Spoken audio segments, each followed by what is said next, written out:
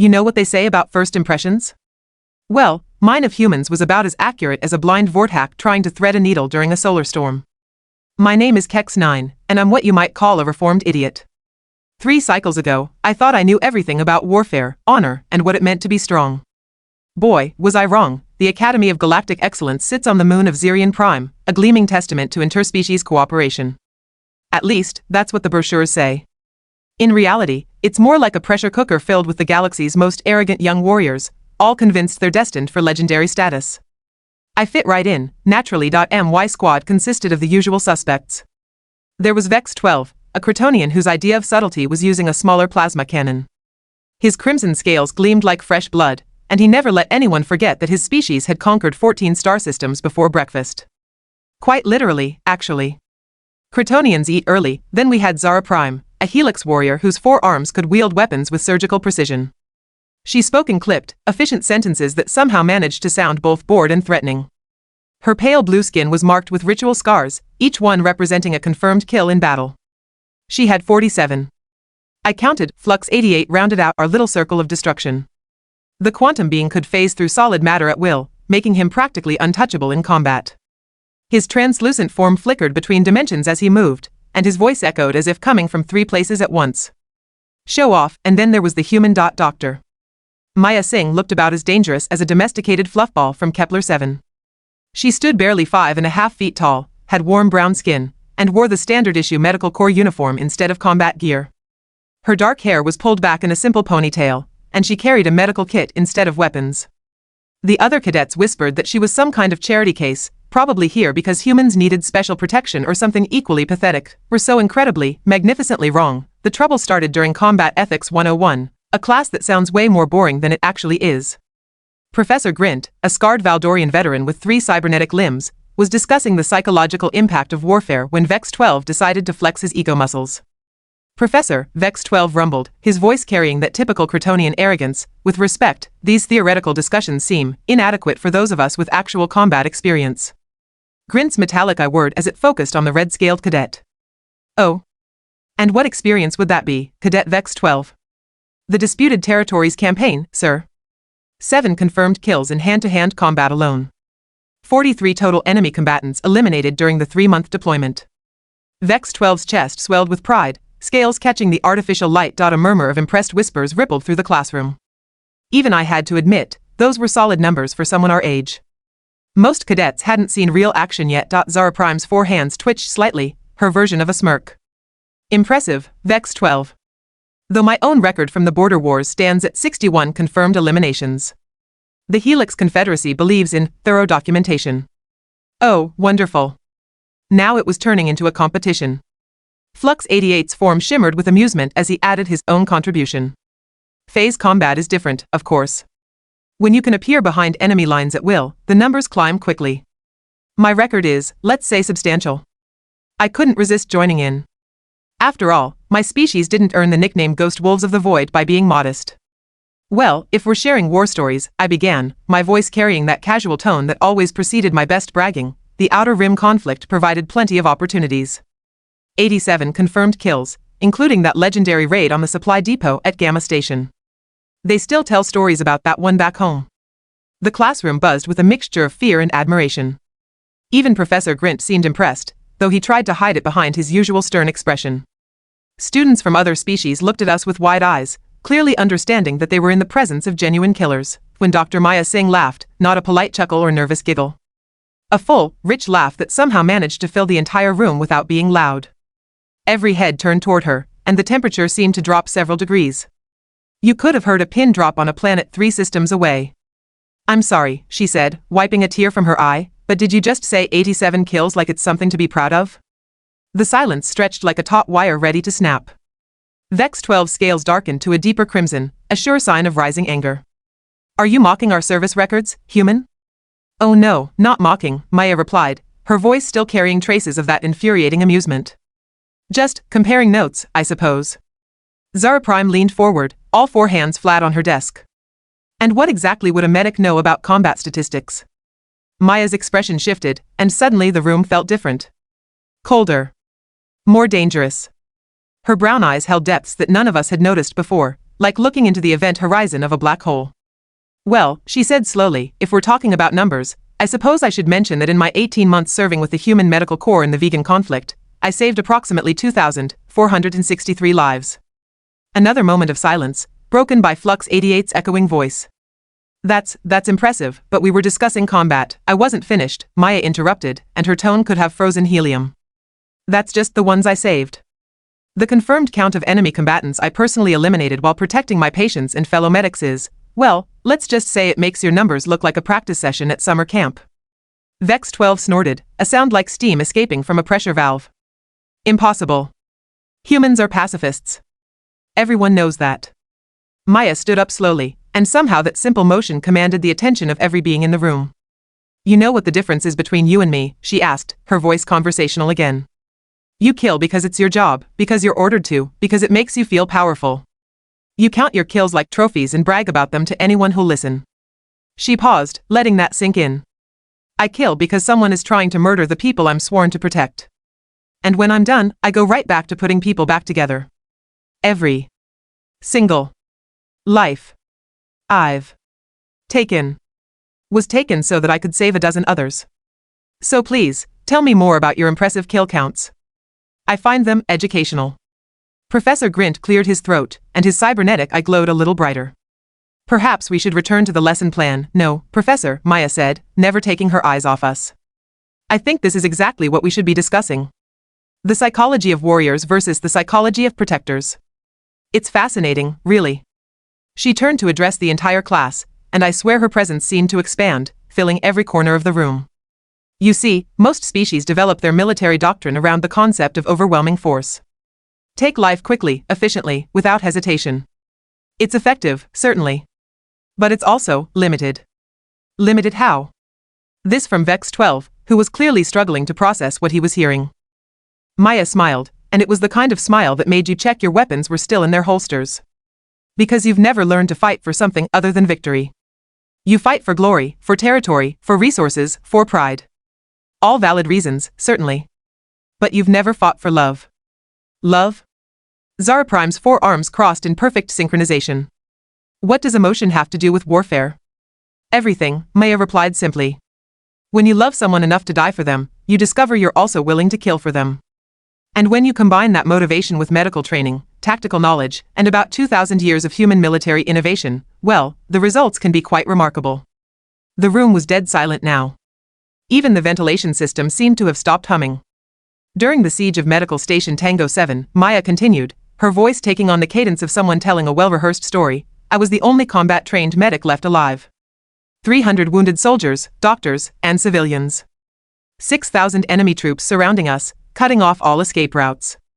They wanted the research data we were protecting, and they weren't particularly concerned about casualties. She paused to let that number sink in. 6,000. Against one human medic and a bunch of wounded people. The first wave came at dawn. Standard assault pattern, overwhelming force, nothing fancy. I let them get close, real close, before I activated the defensive systems I'd been quietly installing for the previous week. Turns out, medical stations have a lot of very interesting equipment that can be repurposed with the right knowledge and motivation. Flux 88's form flickered rapidly, a sign of intense curiosity. What kind of equipment? Surgical lasers make excellent sniper weapons when properly focused. Defibrillators can be converted into quite effective electrical weapons. Medical scanners can detect enemy movement through walls. And surgical nanobots? Well, let's just say they can be programmed for more than just healing. The temperature in the room seemed to drop another few degrees. By the time the sun set, I'd eliminated the entire first wave. 800 soldiers. The second wave arrived at midnight, and they'd learned to be more cautious. Smart of them, really. They tried stealth infiltration, electronic warfare, psychological tactics. Very professional. And? Vex 12's voice was barely a whisper. And they discovered that someone who spent their entire career learning how bodies work also knows exactly how to make them stop working. Permanently. The third wave never came. Word spreads quickly when an entire assault force simply vanishes.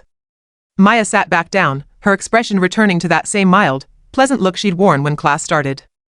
But that's not the important part of the story.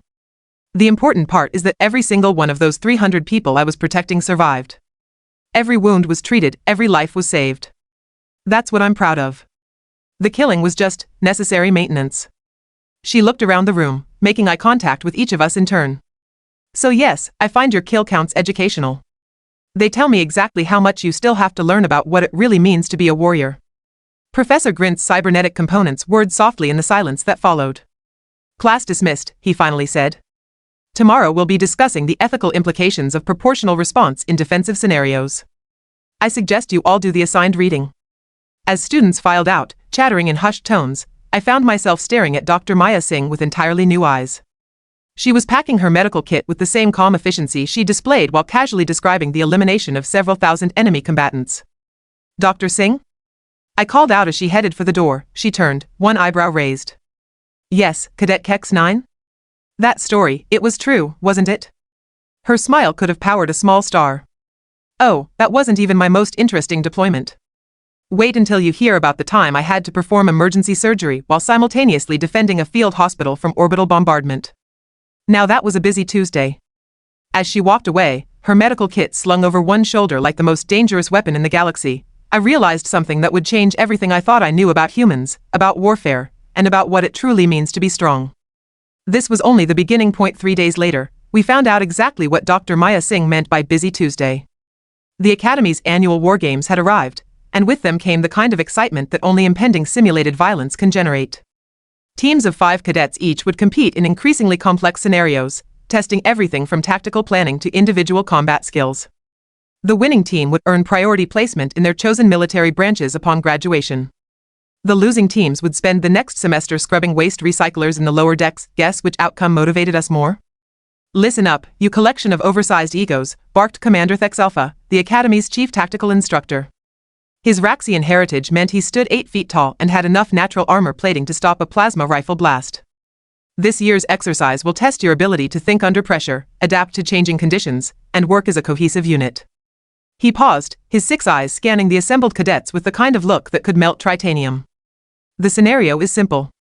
Your team has been tasked with extracting valuable intelligence from a heavily fortified enemy compound. The catch? One member of your team will be designated as mission critical and cannot participate in direct combat. They must survive the entire exercise for your team to claim victory. A collective groan rose from the gathered students. Nobody wanted to be the dead weight. Commander Thex Alpha's mandibles clicked in what passed for amusement among his species. Team assignments will be announced momentarily. The exercise begins at dawn tomorrow and will conclude when either the objective is achieved or all teams have been eliminated. I was already calculating which of my classmates I wanted on my team when the assignments appeared on the holographic display. My confidence evaporated faster than water on a solar flare. Team designation, Omega 7 Kex 9, Team Leader, Vex 12, Heavy Assault, Zara Prime, Tactical Specialist, Flux 88, Reconnaissance, Dr. Maya Singh, Mission Critical. You've got to be kidding me, Vex 12 growled, his scales darkening to that angry crimson shade again. We get stuck with the human? And she's mission critical? We might as well forfeit now. Zara Prime's 4 arms moved in an agitated pattern that roughly translated to extreme frustration in Helix body language. This is sabotage. They're testing whether we can succeed despite an obvious handicap. Flux 88 flickered rapidly between dimensions, his form becoming more translucent as his anxiety increased. Perhaps we should request a team reassignment. Surely there are regulations about competitive balance. There are no reassignments, Dr. Singh interrupted, appearing behind us with that same unsettling quietness she displayed in class. And I wouldn't worry too much about being handicapped. I've participated in these exercises before. Participated how? I asked, though I was starting to suspect I didn't want to know the answer. Her smile could have powered the Academy's main reactor. Oh, I was mission critical for Team Beta 3 last year. We won. Decisively. Against who? Vex 12 demanded. Everyone, she replied simply. The next morning arrived with the kind of artificial dawn that only a space station can provide. Our team gathered at the equipment depot, each of us selecting gear based on our specialties. Vex 12 chose enough firepower to level a small city. Zara Prime selected precision weapons and tactical sensors. Flux 88 equipped himself with stealth technology and reconnaissance gear, went for a balanced loadout, standard assault rifle, tactical armor, emergency medical supplies, and enough explosives to make things interesting. Dr. Singh picked up a basic medical kit and nothing else. That's it? I asked, staring at her minimal equipment selection. No armor? No weapons? No tactical gear? I have everything I need, she replied, patting her medical kit affectionately. Trust me. The exercise area was a maze of abandoned industrial structures, perfect for urban warfare simulation. Our objective was located in the central compound, a data core containing critical intelligence. 5 other teams would be competing for the same prize, and the Academy's automated defense systems would be trying to eliminate everyone equally. Remember, I addressed my team as we approached the starting position. Maya is mission critical. She stays in the center of our formation at all times. We protect her, she survives, we win. Simple.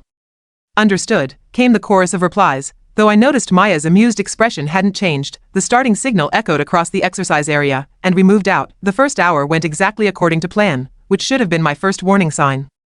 We advanced through the outer perimeter, neutralized several automated sentries, and established overwatch positions without encountering any other teams. My confidence was growing with each successful tactical maneuver, when Team Alpha 1 decided to introduce us to the concept of overwhelming firepower. The explosion that took out our cover position would have been impressive under normal circumstances.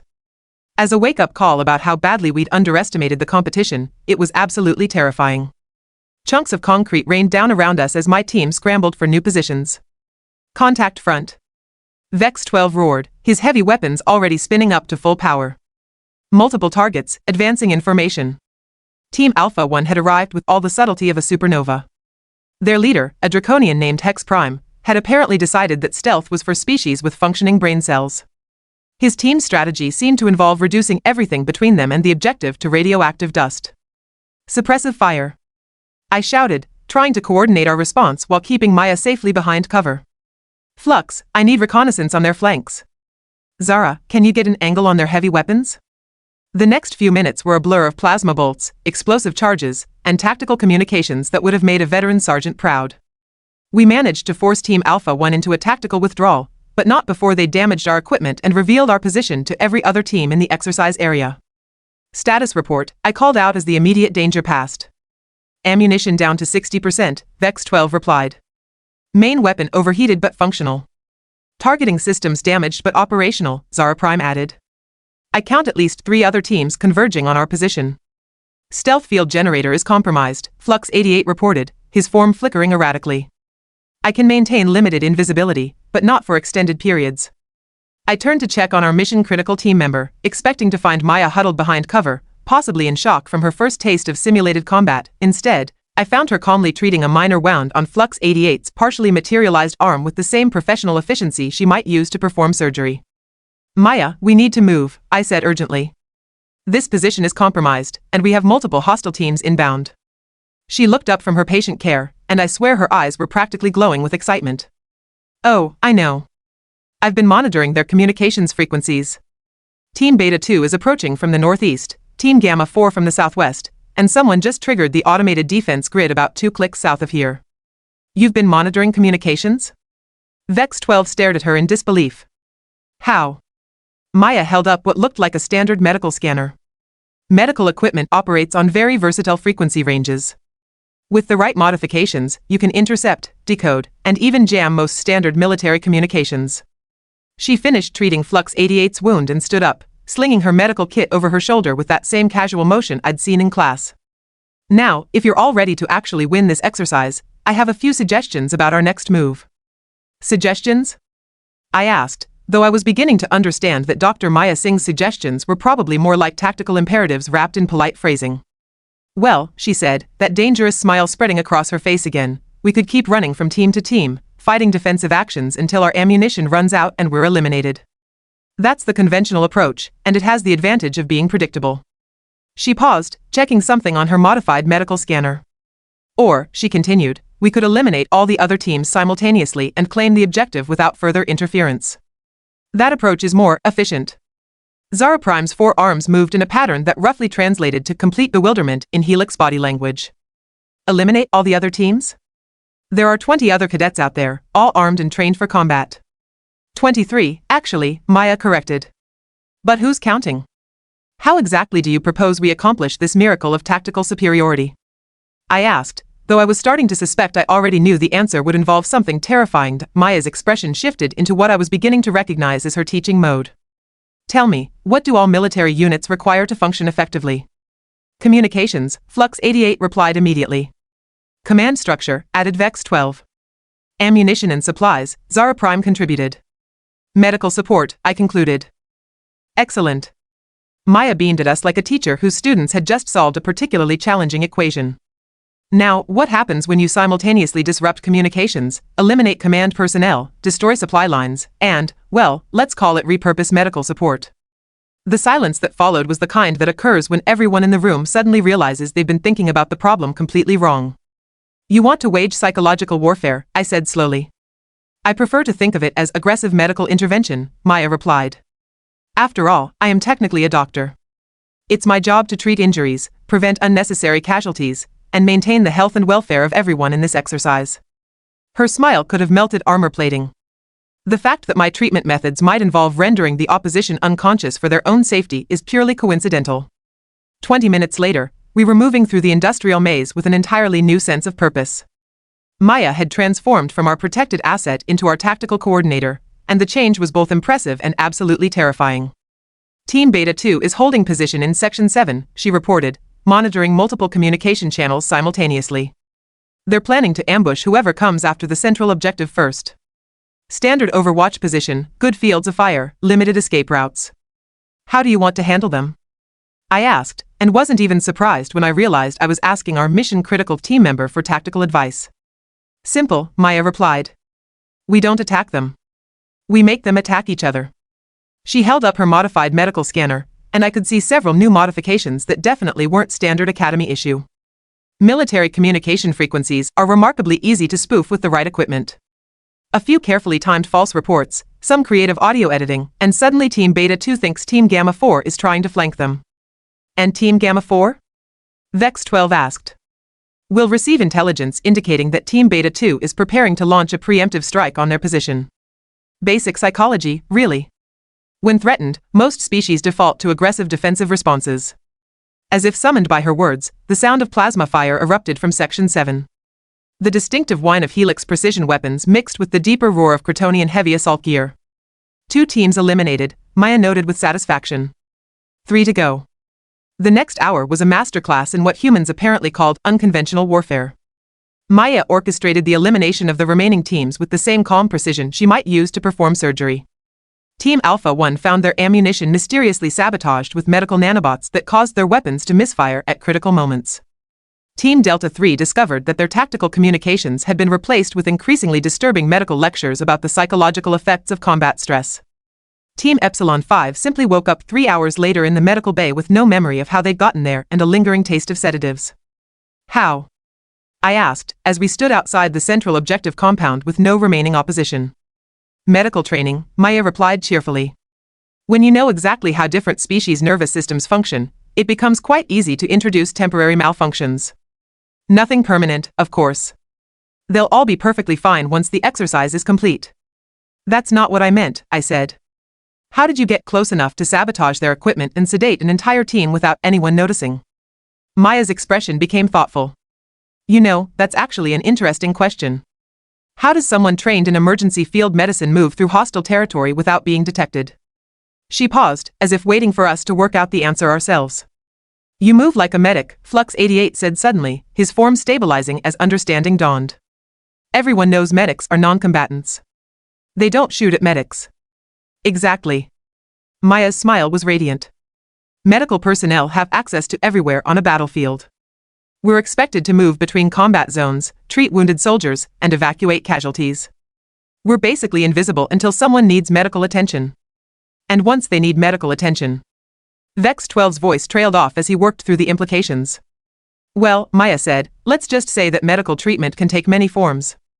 Sometimes the best way to help someone is to ensure they get plenty of rest in a safe, secure location. We stood there for a moment, absorbing what we'd just witnessed. Our mission-critical team member had single-handedly eliminated 23 trained military cadets without firing a shot, raising her voice, or breaking a single Academy regulation about medical neutrality. Dr. Singh, I said finally, exactly how many exercises like this have you participated in? Oh, this is only my 3rd year as a medical instructor, she replied casually. But I participated in similar training exercises during my military service. Real ones, of course, not simulations. How many? Zara Prime asked, Though her tone suggested she might not want to know the answer, Maya's expression became distant, as if she were accessing memories she preferred to keep locked away. The vegan conflict involved a lot of joint species operations. Rescue missions, medical evacuations, defensive actions around field hospitals. In my experience, the best way to save lives is to ensure that whoever's trying to end those lives is temporarily indisposed. She refocused on us, that familiar teaching smile returning. Shall we claim our objective? I believe there's still time for me to conduct a medical examination of the other teams before they wake up. As we approached the central compound, I realized that everything I thought I knew about humans, about medicine, and about the nature of strength had been completely wrong. Dr. Maya Singh hadn't been our weakness or our handicap, she'd been our secret weapon all along, and somewhere in the back of my mind, a truly terrifying thought was beginning to form. If this was what human doctors were capable of, what exactly could their actual soldiers do? I had a feeling we were about to find out.